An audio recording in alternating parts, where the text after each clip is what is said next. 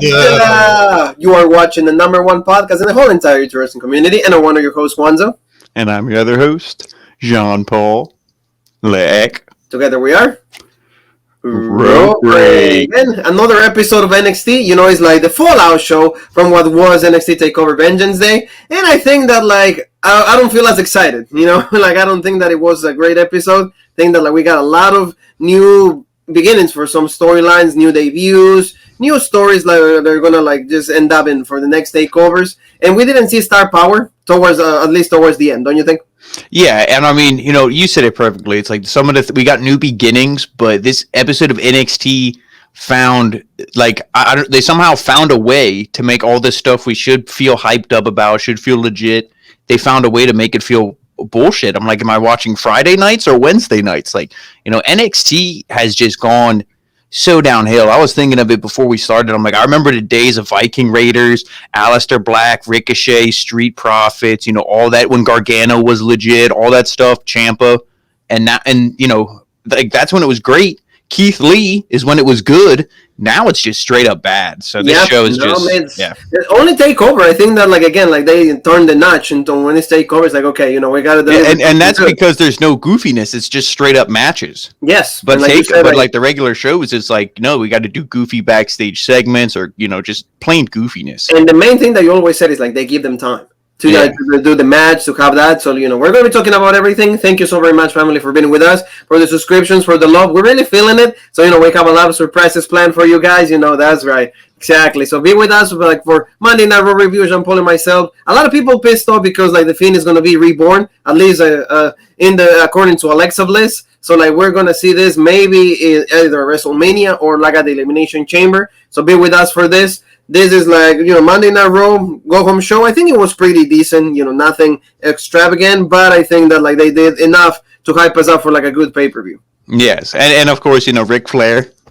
Oh, wow. You got to do the dance, Ric Flair. Lacey Evans is pregnant. Yeah. So, the Ric Flair is going to be a father one more time. No, it's only storyline. We already said it in the video. Please check it out. The dad is actually Lacey Evans' husband. So, please be with us for that family. So, thank you so very much one more time. So, this show started with this guy. You haven't subscribed to Reborn yet?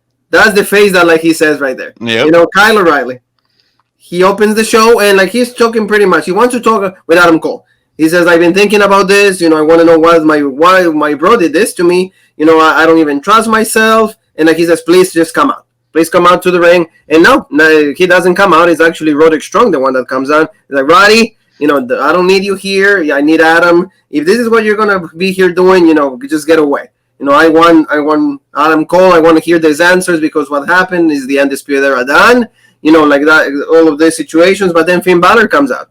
So then the prince is like, well, I've been looking for you also because, I extended my hand. I kind of was you trying to help me and I kind of trusted you. But then all of a sudden, boom, we are actually not friends anymore. So he mistrusts everything. So what did you think about this segment? A little too much blah, blah for me.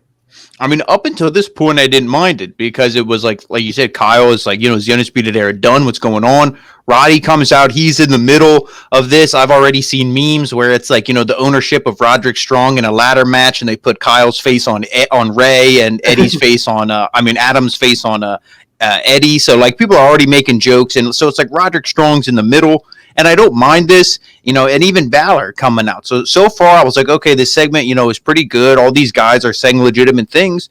But then you see Balor, he goes up to Roderick Strong, and he's like, pretty much saying, oh, I have a problem with you. I have a problem with Adam. And he's like, oh, you have a problem with me. And they kind of, start jaw-jacking, getting in each other's face. And then all of a sudden, for no reason at all, which we found out why, the heels come out. Yes. They come out and they lay everybody out, the kings of NXT or whatever they're called, Yes. They lay everybody out, and you're like, okay, what's the point of this? Yeah, Pete Dunne lost at TakeOver. Yeah, he's probably pissed, but move on to another feud. But I don't know. I didn't like it. To me, that killed the whole segment because this was the hottest thing that NXT had going. Is the Undisputed Era done? What's going on? And then I feel the inclusion of with the kings, the self-proclaimed kings of NXT. It just brought this segment down for me. It did, and especially because in WWE fashion, they set this up as the main event then.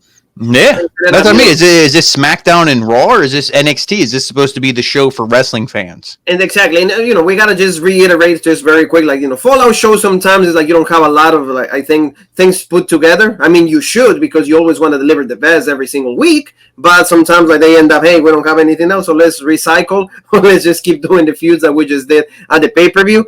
But something that like we are actually really looking forward to was Santos Escobar and Karrion-Kross. We were looking for that match. We wanted that on the pay-per-view. Yes, that's what it added to the show. Remember, they did what we said. Oh, they didn't do it on the pay-per-view because this is probably going to be the main event for this week's. Turned out to be that they nixed the idea. Like you said to me, is Karrion-Kross injured or Santos injured? No reports of any of that. It's just they changed plans. So he says he's on the video and he says, well, the match is not going to happen on your time. It doesn't happen when you tell me. It happens when I say it. When I say so. So then you see William Regal saying that the match is being moved for next week, and if Santos Escobar doesn't show up, then he will be suspended indefinitely, and also like he will be stripped out of the Cruiserweight Championship, and Jordan Devlin will be just the unique champion. So I didn't like this. I don't know how you felt, but like to me that was a little bit like I was looking forward to that match, so I feel a little disappointed. No, I didn't like it at all. And we saw what we saw in the opening segment. I was like, okay, whatever. Not how I would have done it. And then we go to this segment, and I was like, oh, it's going to be a 6-man tag, and Roderick Strong is either going to turn on the baby faces or Adam Cole's going to come out. And it was one of the two, don't worry, but we'll get to that when we get to the main event. But I was like, I don't know, like you said, if none of these guys are hurt, they're just, it seems like they're just prolonging that match to next week because they think, oh, this 6-man tag is going to be so legit and people are going to love it. And nobody gives a shit. Yes, exactly. Like was not a good idea to move it. Then we got to hear from Karrion-Kross and Scarlett. Of course, like this couple, like you just see them and they look to me so legit. Especially Scarlett, like with the witchcraft things that she does and all of that. And she says, "Hey, Santos, you've been playing too many games." And then she moves the thing to Karrion, and Karrion says, if you don't show up, well, I'm going to find you regardless, and I'm going to beat you up, and you're going to lose your title. You're going to be suspended. So like it doesn't matter because TikTok is coming for you, Jean-Paul. So, I mean, good stuff, but still, I don't understand the idea of putting Santos Escobar against Karrion-Kross. I still don't know. Like, there's much bigger guys that like could actually put some kind of challenge to Karrion-Kross. I just want to see the outcome and the end of the match. If it turns out to be great, good, then they shut me up. But if they don't, I'm just going to be like, why they kept doing this? Oh, yeah, if this is like 4 minutes, Saito suplex, that, the straight jacket, whatever, and Dunne, or that or whatever his new finisher is, I'll be like, this is, to the next. Yeah, I'll be like, this is bullshit. But, I mean, if they actually put on a legit match and they put Santos over in a losing manner, then I'll be fine with it. But we'll see. I really wish this would have been tonight, because I don't understand the reason to prolong it. It's not like it's for the belt. It's not for... so I don't get why they prolong it. Exactly. I don't even get it either. But, like, we're talking about things that we didn't get, right? Didn't we get this match last week? Didn't we get this stuff last week also? Ember Moon and Shotzi Blackheart against Indy Hartwell and Candice LeRae. Like, this was just bad.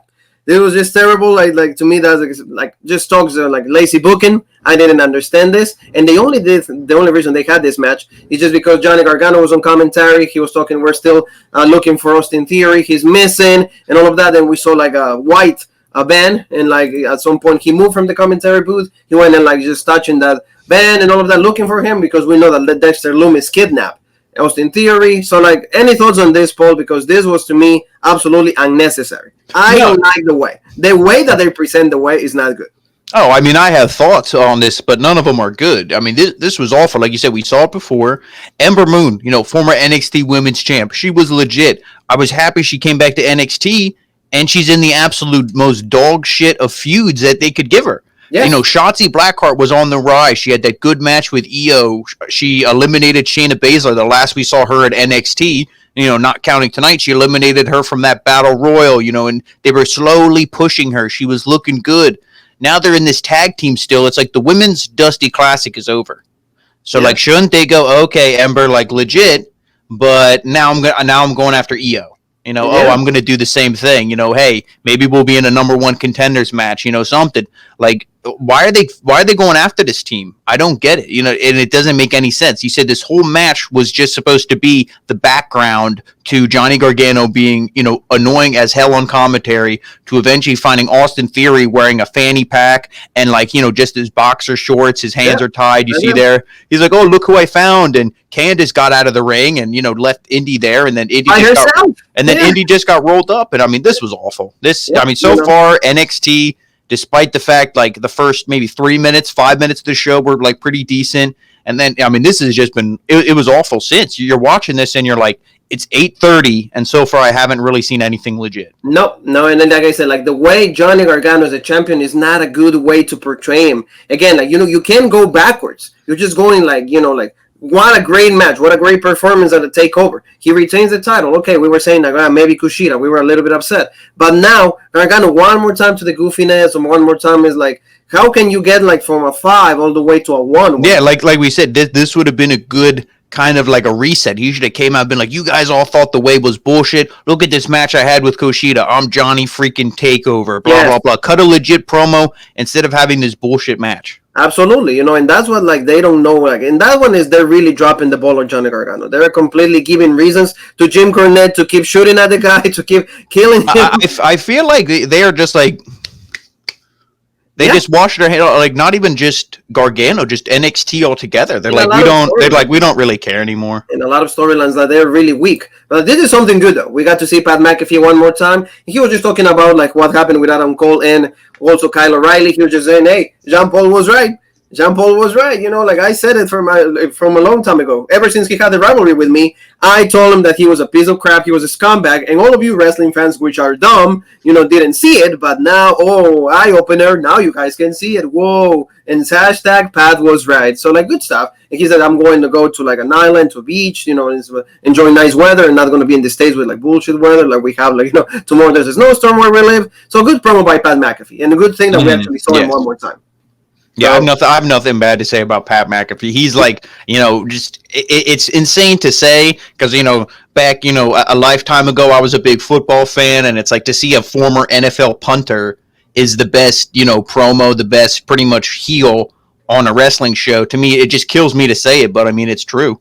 Oh, yeah, that's what I mean. Pat McAfee is doing a fantastic job, so that's, absolutely amazing. So now we're going to go to this and get ready to shoot because he didn't have anything to say with this, but he has a lot of things to say this. After watching NXT, that's how we feel. Don't you think? We got a match with this guy, Leon Ruff, against Isaiah Swerve Scott. And actually, the match was okay, but the outcome not really good at all. This match to me was awful. I would actually rather watch that women's match 3 times in a row. No, I wouldn't because, this match was a lot shorter. I lie. But, if I had to only watch one of them, I would have rather watched the women's match because this was bad. I don't know if, they make references to Spider-Man and all this stuff. Is he trying to be like Miles Morales? And because all he does, Leon Ruff, is just jump on the ropes. He jumps on the middle rope, then jumps on the top, and the opponent has to just either hold his hand for support or wait there until he can jump, and then does the cross body. And you saw this match was awkward. Swerve Scott, either wasn't getting the timing down or Leon wasn't doing the jumps right. And, it don't matter which one it is because none of it should happen. He should just learn how to actually wrestle and not just do jumping jacks and jungle gym bullshit or get off TV. And you see he gets the win here, the roll up, because clearly he's not strong enough. He's not skilled enough as a wrestler. He's not anything, in the legit category. He has no check marks in there. All the bullshit category, he has all the boxes checked. But legit, no. So he gets the win, and then you see Swerve Scott's face. He's like, are you kidding me? Yeah. Because they probably didn't tell him, the finish of this match when it was going on, but the ref probably whispered to him, oh, you're going to get crucifixed. And he's like, what? And then he's like, okay. Really? And then he just beats the shit out of Leon Ruff, and I'm like, you know what? If you would have did that during the match, you would have beat him real quick. But at least, you gave him enough elements, enough reasons to actually say, okay, I'm going to turn heel, and it's going to be justified. I mean, not that you. What is this? What is this though? Because we said he had the decent match. I mean, it was actually pretty good from what I remember against what's his name, the big guy. Okay, Bronson Reed? Bronson Reed, thank you. Yeah, he had the good match against him, and you're like, okay, of course, Bronson Reed, they're pushing, so Swerve Scott wasn't going to win, but he looked good. And then this match, it's like, is this going to be a rivalry? God, I hope not. No, because to me, like, they have this. We'll talk about this when we know more details. But they're going to have NXT Evolve. Put him on that show, so I never have to watch NXT Evolve or Leon Ruff.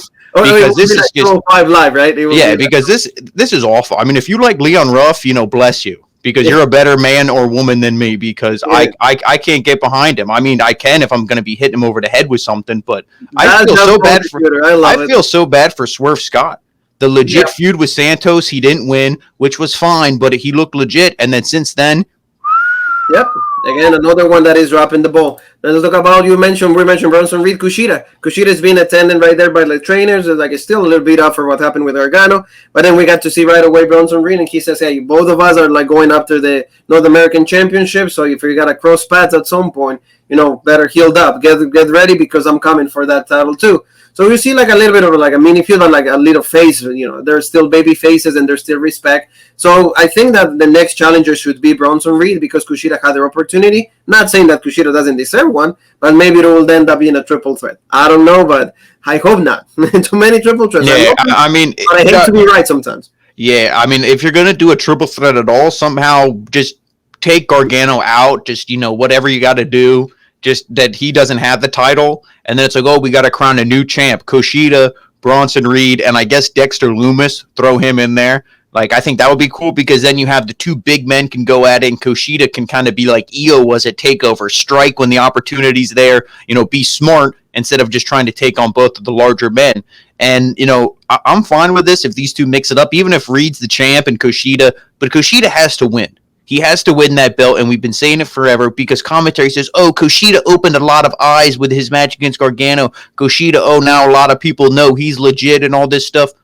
Okay, that doesn't mean anything. People could tell me, oh, Jean-Paul, you're the best. Well, unless I have the gold, that don't mean shit. Your word doesn't mean anything unless I have the gold. So exactly. I don't like this, let's get Kushida. Oh, he's legit now. No. He's not legit. Bragging rights. Remember what Tommy said on AEW. That's legit, and that's old school mentality. So let's move on to, I'm not going to botch it, Kaden Carter and also with Casey Catanzaro. They got a match against also another team that goes absolutely lost now. They had a little bit of momentum, remember, with Mercedes Martinez, and now it's Aaliyah and Jessie Kamea. So they had a quick match also. The main story is what? Xia Li one more time. So, I feel bad for Robert Stone, even Aaliyah. You remember Aaliyah was showing a lot of progress. I mean, Jessie Kamea, she has more future, so she will have a few more years in this brand. But, Aaliyah, I was thinking that she was going to get maybe, a decent feud or, a decent push. But, it doesn't happen that way. Pretty much Kaden Carter and Casey Catanzaro won the match really quick. I mean, Kaden Carter, she has a bright future. I love her. We've been saying this for continuous times and every single week. So I want her to actually split up from Casey and then just go, on her own, because she has, I think, a good opportunity to have a good push. But this wasn't the main story. The main story, I want you to tell me about this. A lot of Japanese culture and everything. Xia Li came out, and Xia Li just goes to Kaden Carter, and she goes those two, she put ink right in her hand. Is that what it was, right? Yeah, I mean, I don't know. Yeah, ink, paint. I mean, I don't really know what that means, if that means anything. But it was almost just like she marked her, kind of like, I'm coming for you. That's how I took it, just like a mark. Oh, you're marked. Now I'm going to be coming for you. I'm going to kick your ass. And I mean, how awful was this? She gets in her face. She's like, we were friends, dude. Yeah, dude. If I hear somebody say dude on a wrestling show, that's one of the things on Jean Paul's list that will take him out of a segment. Yeah. If somebody's like, what's up, dude? Unless you're Matt Riddle or MSK, if it's your gimmick, no. And she's like, we're your friends. And I'm like, were they friends? I'm pretty sure last time they interacted, both of them beat Xia Li in a one-on-one match. To me, that's not your friend. Obviously, you can wrestle your friends and stuff, but I don't know. I wouldn't, view somebody who just beat me as my friend.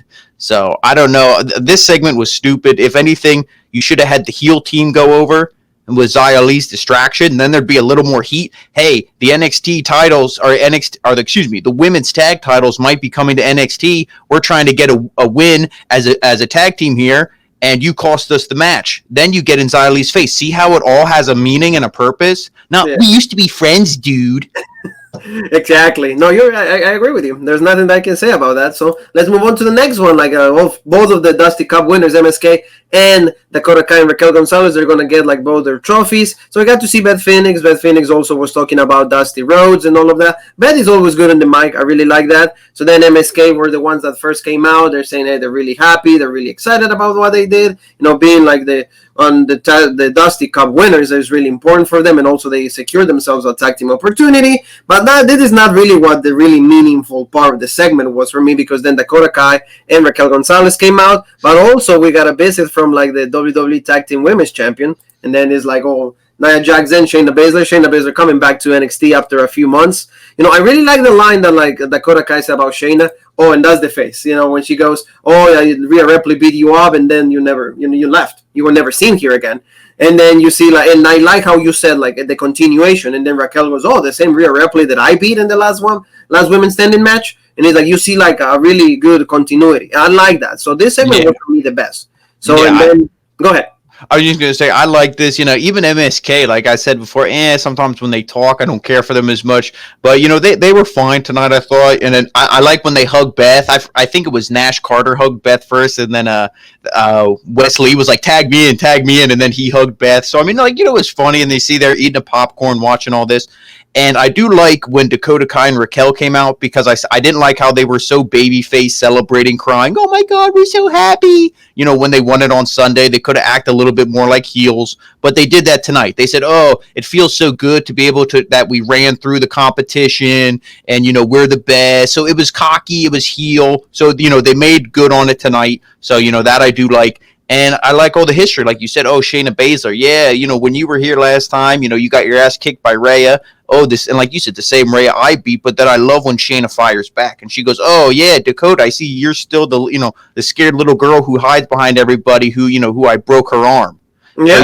So that's good when you have that feud. So then this will be a good feud. And obviously it'll be Dakota kind of squared up against Shayna, and then obviously Nia against Raquel. Remember, like Nia goes, oh, like Dusty told me that I was like the biggest badass bitch here. We beg to differ. I will say on that, we beg to differ big time, because everybody's just talking about. It's easy to say that when you can't actually ask the person if he said that or not. So. Yeah, it's true. Dusty Rhodes said Rope Break is the #1 podcast too, just so you guys know. So. Yes, exactly. I mean, remember like what Raquel said. Well, Dusty. I never met Dusty, so if he would have met me, maybe he would have changed his mind about that. And he also said that like, hey, because they're gonna have the match in 2 weeks. It's gonna be March 3rd. They're gonna have the tag team championship match, so they're gonna come to NXT. So she said, I'm gonna lay my foot inside of your butthole, and then we got to see another reference. There you go. So like she said that, and she like they keep playing with that. You told me that she hates it. I know. They keep playing with her hole. Uh-oh. Yeah, with the hole. It's the most played hole in the, like you said. It's the biggest and the baddest, apparently. Yeah, it's the biggest and the baddest hole. So like this is cool. Like you said, the intensity that the Raquel has. Raquel should be feuding for the NXT Women's Championship. May I ask that? Am I wrong for asking? I mean, I'm fine with that now. It'd be doing this because, okay, like you got to think all the other women there, Io and Tony's the hot feud, and, they're pushing other women. Let her do the tag team thing. Eventually, she'll be like, Dakota, you're dead weight, blah, blah, blah. Then she'll go for it. Like let it take time. You don't want to just hot shot her, because then we'll say the same thing about Rhea. Oh, they just push her to the moon. Oh, she just beats everybody. Oh, this is bullshit. It's true. So like, let it take its time. So I'm fine with it. Good promo by you said. That was the main segment, the most interesting one in the whole show from NXT.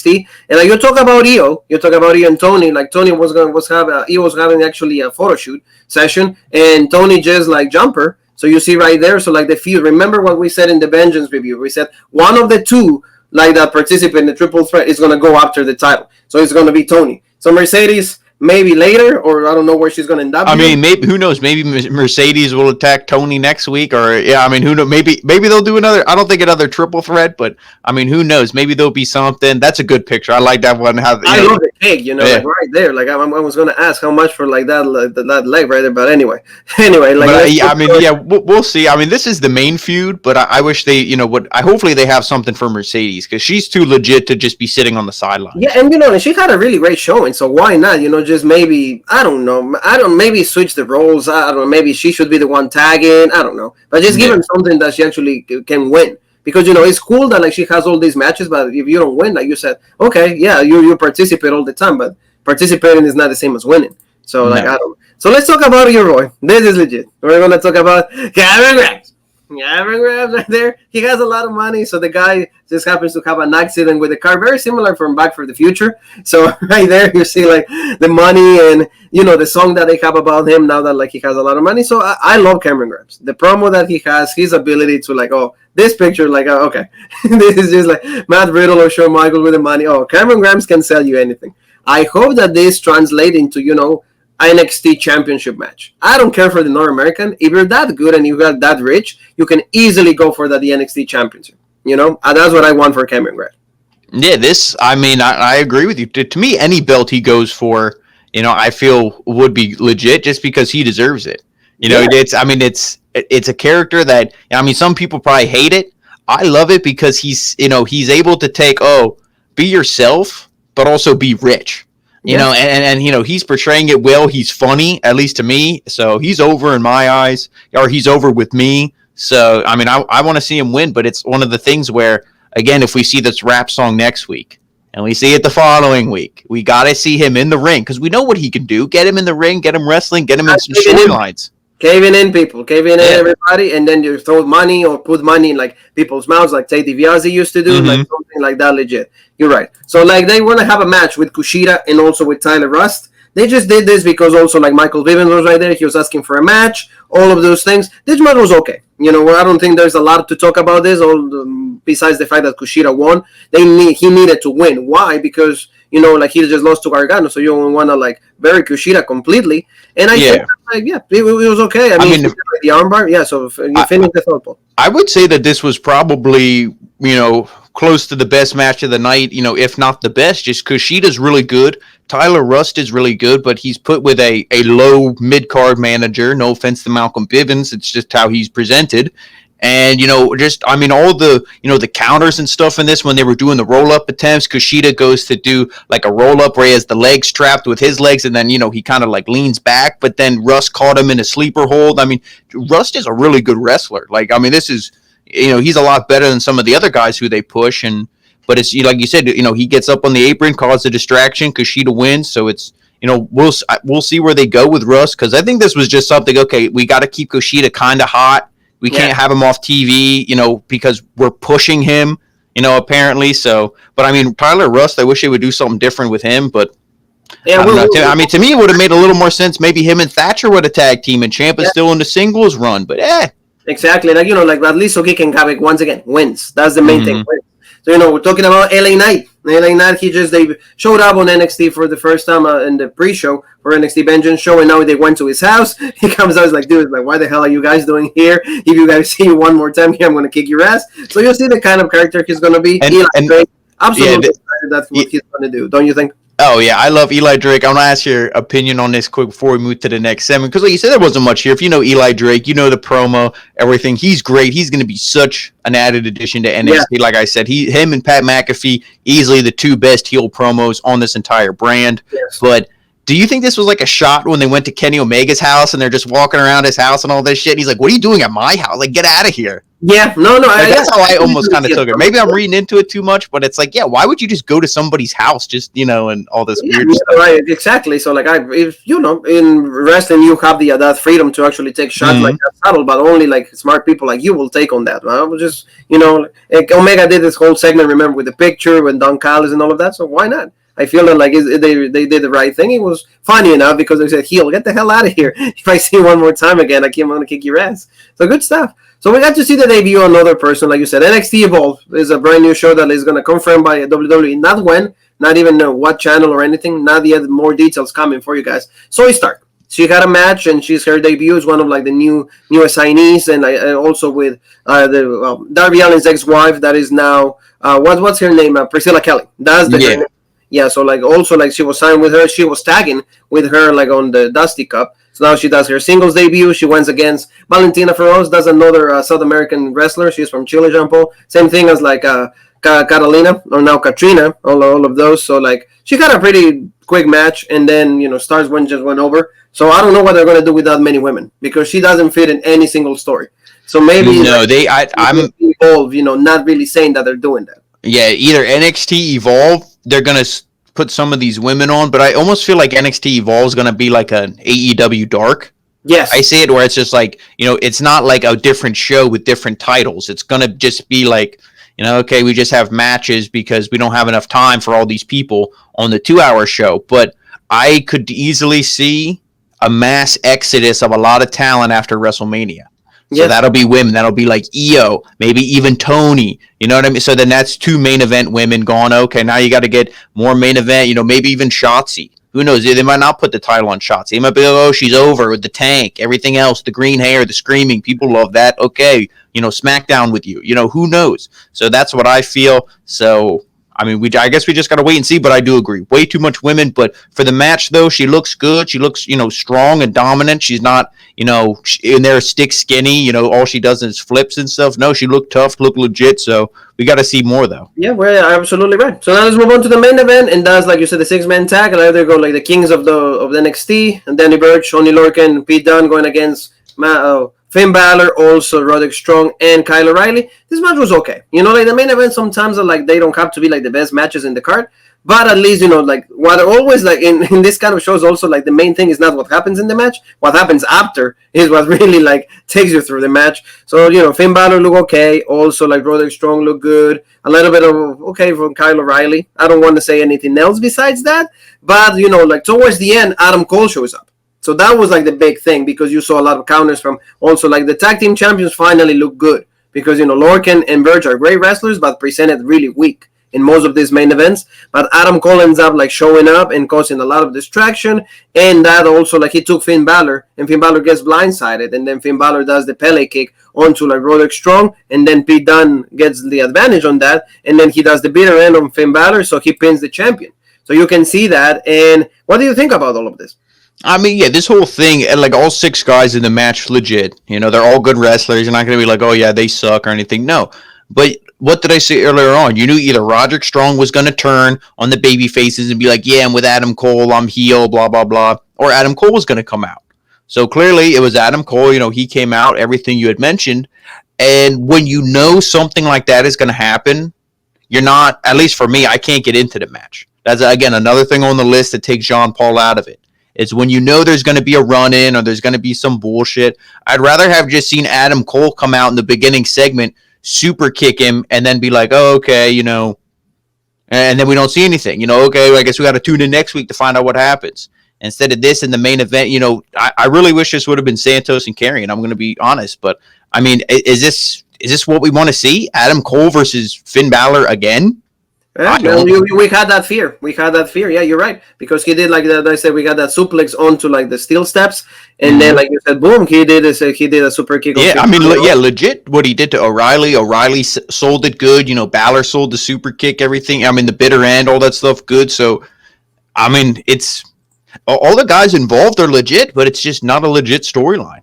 Yeah, I mean, like it would have just been better if it's broken. It's just like the end of the there. Like to me, it would have just been better if like you would have broken them this week, or I mean, even at Takeover, I guess was okay, but I wish it would have just been like he turns on Kyle, and then he has a match with Kyle O'Reilly, and let's say Adam Cole beats Kyle O'Reilly. Then he could make a claim for the NXT title. But what has Adam Cole done to be like, give me a title shot? You lost in the Dusty Classic? I don't know. You know what I mean? It's like, you don't deserve a title shot. Yeah, I mean, the only thing that he could like lobby for is to say, yeah, I'm the longest NXT champion of all time. But that don't mean shit. You were. You're not anymore. And what have you done for me lately? Not much. Yeah, no, you're right. Like, see, and he stared down at the title. He grabbed it.